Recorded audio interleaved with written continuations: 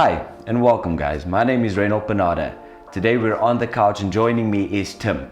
We're going to jump through a variety of interesting conversations and discussions and just keep it casual.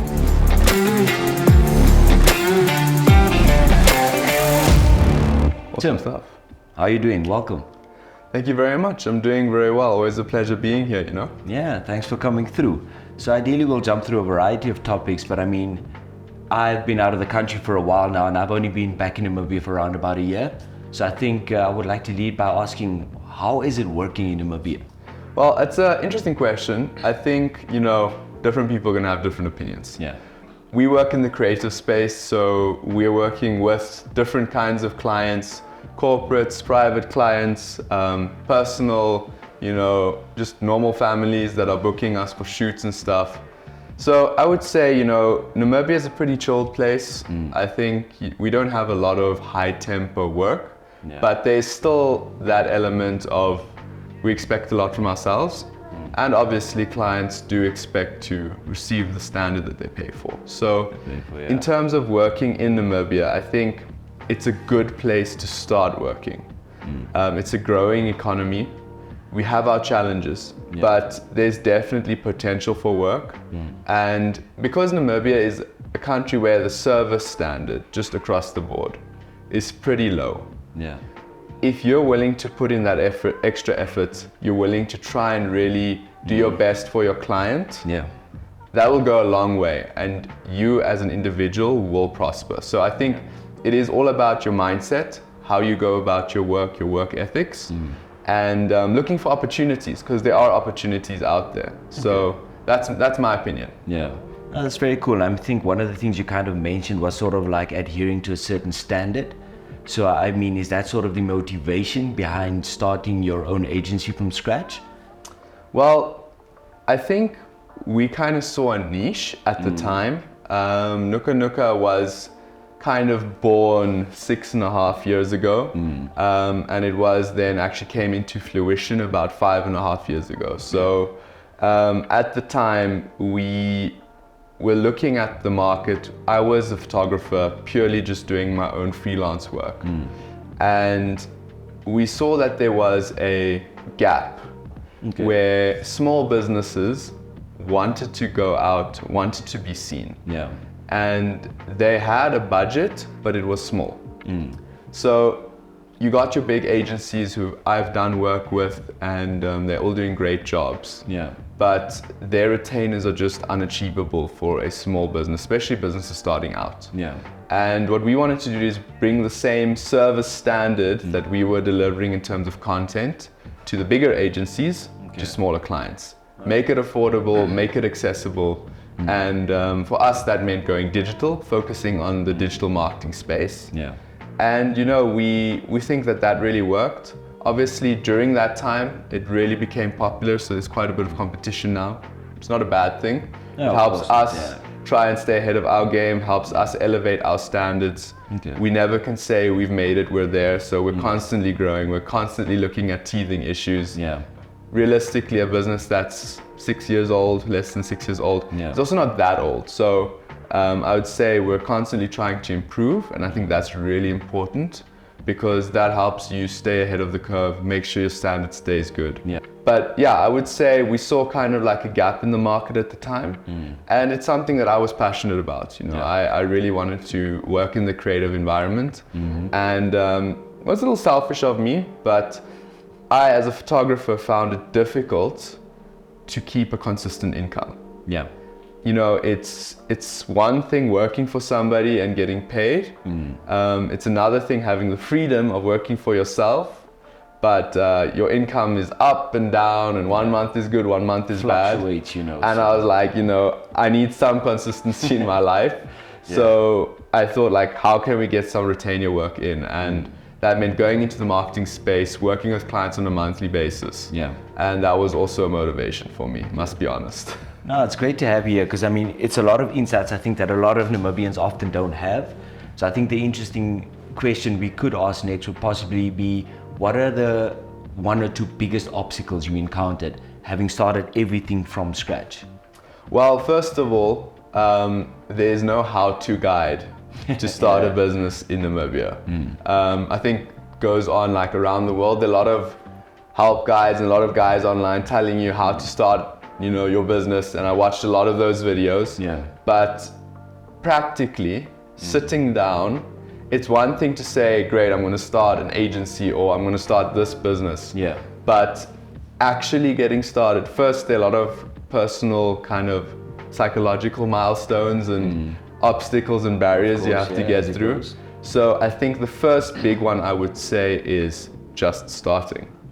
So, you kind of come up with the idea, you kind of like, cool, let's do something. Yeah. And I'm a big believer in rather starting and it's not perfect, but you've got this drive to keep moving forward and trial just and error as you go. putting one foot in front of the other, rather than trying to make it perfect from the start and never starting, because you just don't know how to get it right from the get-go. Exactly. And so I think that was the first obstacle, the first kind of like big thing that I had to get past, is just committing to it and saying, you know what, I'm going to go, and if it fails, it fails. But I want to try this, and I'm going to. Not sure what lies I'm taking ahead, that but first you kind step. of jump right into it. Yeah, so that was the first one. I'd say the second one would be starting a business with no capital.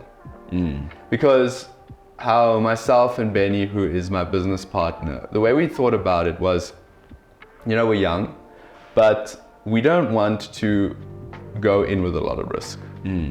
And a lot of businesses, there was another business that started at the same time as us, and they were kind of in the same space, and we looked at them and they started with a lot more capital than us. Yeah. And for us it was kind of like, okay, cool, it's going to be interesting where they go. Obviously they've got a big advantage to us now, because they had the gear, they had everything they needed to get started, they had a lot of people working with them from the get-go. So for us it was literally like two guys just starting like cold calling, knocking on people's doors. Exactly. And there we kind of, we had to make our way step by step, job by job, to growing the business. And for the first 6 months, 12 months, we took very little money from the business. I was still doing my freelance photography. I didn't mix the two entities initially. So I was making some money for myself from that. Yeah. Benny was doing another job. But we were starting this agency together month by month, and we were trying to push money back into the agency from what we made from the clients. So for example, our first bigger photo or video job that we had was used to buy the business's first camera. And I had cameras on my end, and they weren't necessarily ideal. Guys familiar with older Nikons, not great for video, but we shot our first video job with it. We did our best that we could. And that then financed buying a Fujifilm, which was slightly better, not the best. And it kind of just took us like step by step, incrementally growing. So that was a challenge, because obviously if you don't have a lot of assets, a lot of things to get your business off the ground, especially if you're into productions, you need gear to shoot. And if you don't have the gear, you can't take on the bigger jobs. So that was something we had to balance, and I'm happy we did it that way, because again, we de-risked the business. The business never had debt. The business never had a looming kind of like guy over you saying, this is what you need to do. I'm the investor. I want to see my profits. So we were very passionate about it, but we did it kind of like one step at a time, and that's why it took us a while to get going. But I'm very happy we did it that way. But it was an obstacle initially. And I think in my personal opinion, I think that's the ideal way to start a business. When you do start it from scratch and there's sort of not that big financial source from the start, it's almost that mentality of like, it's back against the wall. We need to make this work. It needs to happen. I think you mentioned Benny as well, and a very interesting thing to kind of lean into is also the name you guys went for, Nuka Nuka. Quite interesting, catchy. Can you elaborate more on that, just to give us a bit more insights? Yeah, everyone always asks. So it's really quite simple. We were sitting one day in a coffee shop that we really love to go to, and they just opened, a place called Cafe Prestige. And at the time they just opened, they made the best avo sandwiches in Windhoek. It was considered our office because we didn't have an office, so we would meet up there, and that's where we would work. And we sat one day, we said, look, we need to register this business, we need a name. What are we gonna do? So for us, it was important, long term, we want our standard to be considered internationally as good. We don't want to be good in Namibia's viewpoint. We want to be good, internationally. So our standard was supposed to be at a certain level. But at the same time, we did not want to ignore the fact that we are a Namibian business. Of course, yeah. Local guys, both of us were born in Windhoek. No, not Windhoek, I lied to you. I was born in Windhoek, Benny was born in Ludritz, but we've grown up in Windhoek. We've lived here our whole lives, starting a Namibian business. So we wanted to appeal to the Namibian market and just have a cool name, at the end of the day. It doesn't have to be like too deep a meaning, but we were like, what does our business do? What are we gonna be focusing on? And we came up with like 100 words. Everything from leveling up to, outrageous words. I don't remember all of them, but one of them that was on that list was jump. Now, what we did with that list is we sent it to a couple of our friends who spoke Oshivambo, Herero, Damara, and we had all the words translated into each of those languages because we wanted a Namibian word. I get that, And we were like, cool, we're just gonna pick the one we like, the sound of. And the one that really stood out was nuka. So nuka just it means jump in Oshivambo, and it was just like, that one just sounds good. And then we put them next to each other because we're also looking at logo ideas and stuff, and I like balance and symmetry. It's a bit of like my thing. So just like nuka, the balance on the logo, the name, just like repeating it. There's like a animation, I don't want to plug them, but one of the characters was like, the name's so nice you say it twice. We kind of went for that idea, and it just stuck. So that's where it comes from. Jump. We kind of were like, we're gonna push your business up, we're gonna jump you up to the next level. That's where it comes from. That's where it comes from. Exactly. That's pretty cool. I like it, and I think especially working in a market like Namibia, I can tell you guys have done your research. Namibia is still very much all about localizing certain content. Namibians always use the expression, it's not about what you know, it's about who you know. So it's also important to know your market in that regard, which I think is absolutely brilliant.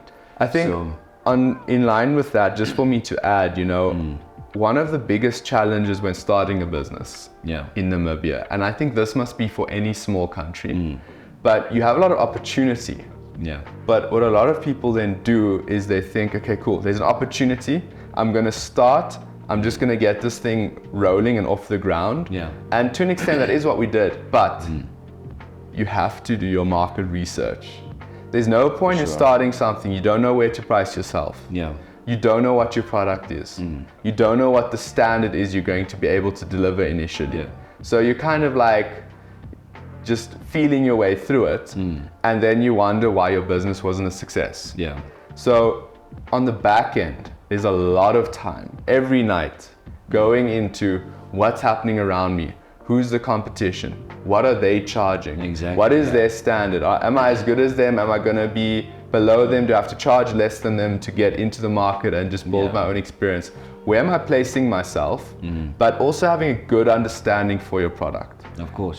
Because otherwise you can't just go start something, no planning, you're rolling out your product offering or your service offering, and you're not even ready to launch. And then people are trying to already start using your service, and then boom, you're not able to satisfy their need because you're not ready.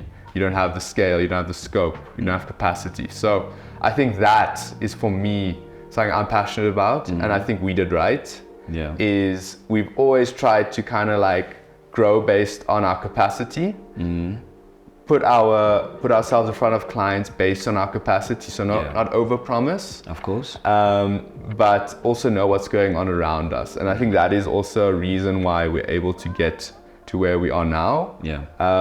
Sure, there were other agencies that would scale faster than us, and some have made it a success, and I think they've taken the time to do the research. They might have had some other advantages, and that's great. But there are a lot of guys who've also failed.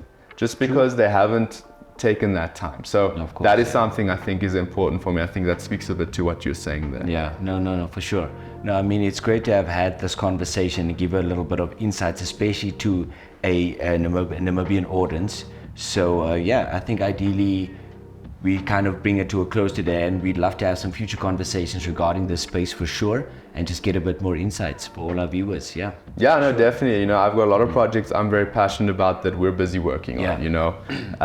We've got something called the Hub Initiative, Yeah. the space we're in right now. So that's kind of like really cool co-working, creative space for people. Limited amount of spaces, but people can come and work here in our space. course, yeah.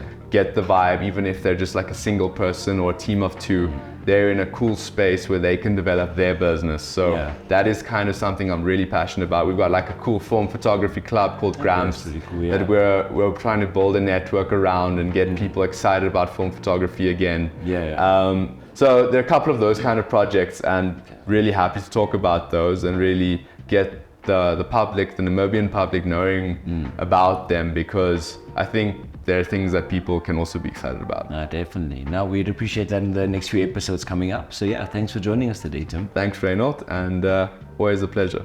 Yeah. Hey guys, so that concludes our episode for today. Stay tuned, we'll be having a few more people we're going to interview, which should give us some very interesting insights. But yeah, once again, like and subscribe, and yeah, stay tuned for more interesting tips and insights to the Namibian market. Hey, so that concludes our episode for today, guys. Thanks for tuning in. Please, by all means, like and subscribe. All right.